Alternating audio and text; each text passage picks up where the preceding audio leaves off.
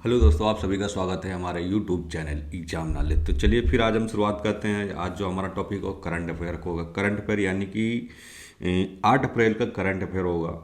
Top 10 MCQ के base में exam oriented आपको करंट अफेयर पढ़ने को मिलेंगे।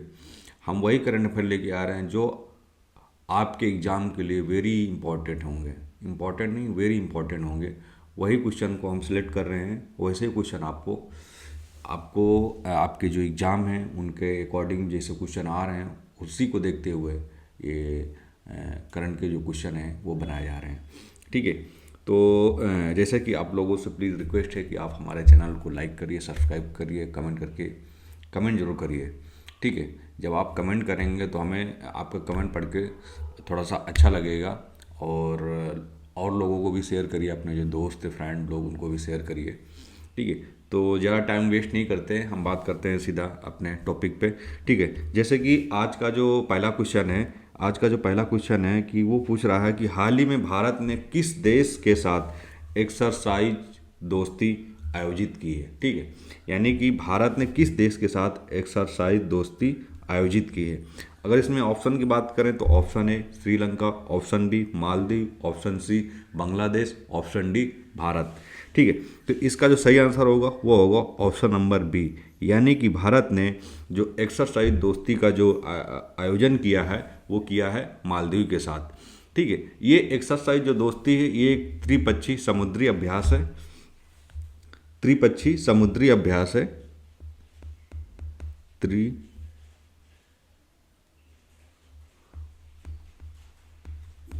त्रिपक्षीय समुद्री अभ्यास है। ठीक है। जिसमें भारत, मालदीव और श्रीलंका भाग ले रहे हैं। और इसका उद्देश्य सिर्फ एक है कि समुद्री सुरक्षा और सहयोग में बढ़ावा देना। ठीक है। समुद्री सुरक्षा और सहयोग में बढ़ावा देना। तो इसमें जो भाग ले रहे हैं वो बांग्लादेश भी है, और सॉरी मालदीव और श्रीलंका, ये दोनों लोग भाग ले रहे हैं। ठीक है। अब हम बढ़ते हैं नेक्स्ट क्वेश्चन की कि हाल ही में वर्ल्ड हेल्थ डे कब मनाया गया है। तो आपको सबको पता है कि जो वर्ल्ड हेल्थ डे है वो 7 अप्रैल को मनाया जाता है। ठीक है। 7 अप्रैल को, यानी कि हर साल 7 अप्रैल को वर्ल्ड हेल्थ ऑर्गेनाइजेशन मनाया जाता है, जो WHO द्वारा एक हेल्थ से जुड़ा एक अभियान चालू किया जाता है। अगर हम थीम की बात करें, जो हमारी 2026 की जो थीम है, वो इस बार की जो थीम है वो है कि स्वास्थ्य जागरूकता अभियान। स्वास्थ्य जागरूकता अभियान से जुड़ी हुई थीम है 2026 की। तो ये WHO द्वारा मनाया जाता है, यानी कि वर्ल्ड हेल्थ ऑर्गेनाइजेशन द्वारा। तो ये हर साल 7 अप्रैल को मनाया जाता है। ये चीज़ आपको ध्यान रखना है। ठीक है। अब हम बढ़ते हैं नेक्स्ट क्वेश्चन कि हाल ही में किस राज्य सरकार ने मिशन ग्रीन योजना शुरू की है। ठीक है। मिशन ग्रीन योजना शुरू की है। तो मिशन ग्रीन योजना क्या है। ठीक है। पहले हम बात करते हैं कि ये किस राज्य सरकार ने शुरुआत की है।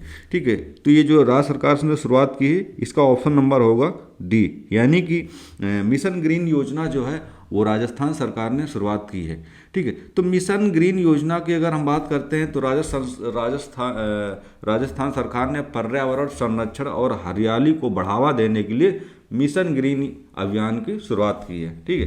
किस चीज़ को बढ़ावा देने के लिए लिख देते हैं, पर्यावरण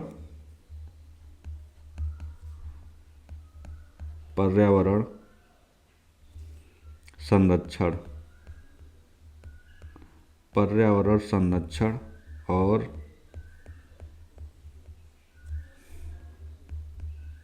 हरियाली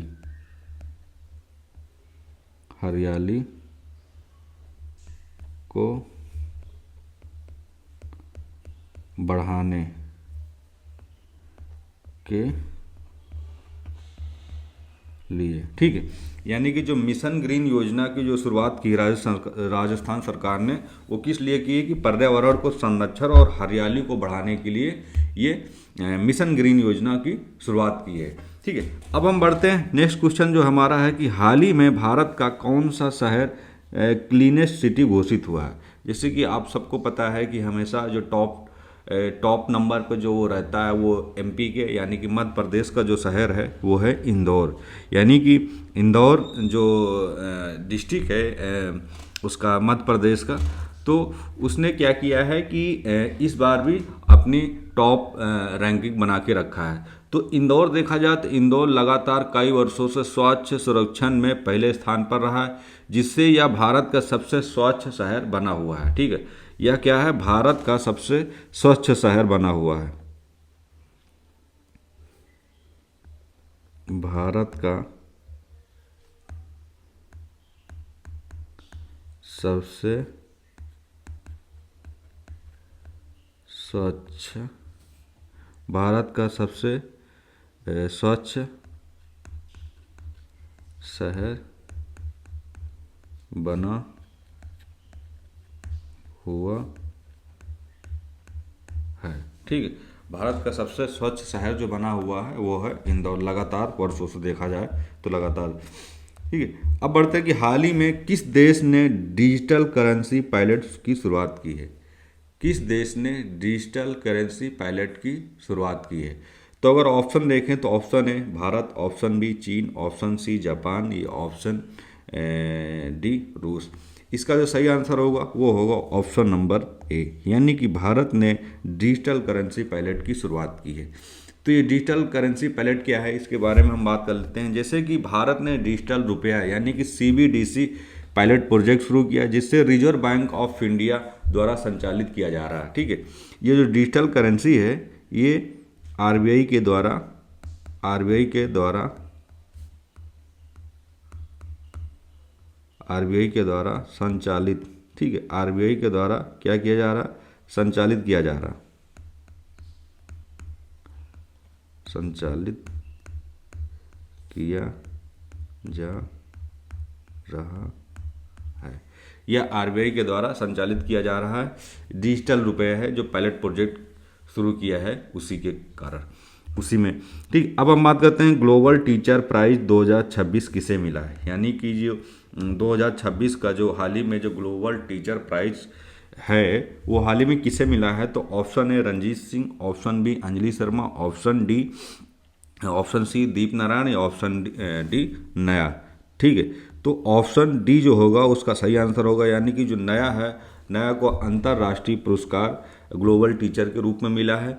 एक ग्लोबल टीचर प्राइज जो होता है एक अंतर्राष्ट्रीय पुरस्कार है जो हर साल शिक्षा क्षेत्र में उत्कृष्ट योगदान के लिए दिया जाता है। दिया जाता है। तो अगर 2026 के जो विजेता में हाल ही घोषित हुआ उनका नाम परीक्षा में आने की बहुत संभावना रहती है कि हाल ही में ग्लोबल टीचर्स प्राइज 2026 को किसे मिला है। तो याद रखिए नया को अंतर्राष्ट्रीय पुरस्कार मिला है। तो इसका सही आंसर होगा ऑप्शन डी, यानी कि शिक्षा क्षेत्र में उत्कृष्ट योगदान, लिख देते हैं शिक्षा क्षेत्र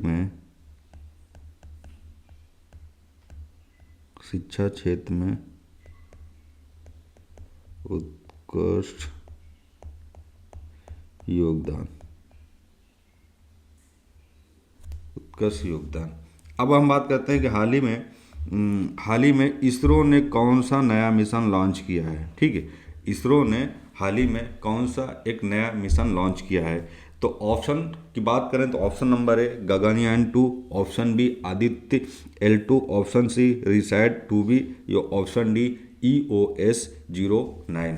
तो इसका जो सही आंसर होगा वो होगा ऑप्शन नंबर डी, यानी कि EOS जो है वो इसरो ने हाल ही में लॉन्च किया है। तो अगर इसरो की बात करें यानी कि इंडियन स्पेस रिसर्च ऑर्गेनाइजेशन जो होता है इसरो, क्या होता है कि इंडियन स्पेस रिसर्च ऑर्गेनाइजेशन, यानी इसरो को फुल फॉर्म है। तो EOS-9 सेटेलाइट लॉन्च किया है। ठीक है, इसका काम क्या होगा, तो ये जो है एक मिनट, ये जो है ये पृथ्वी अवलोकन,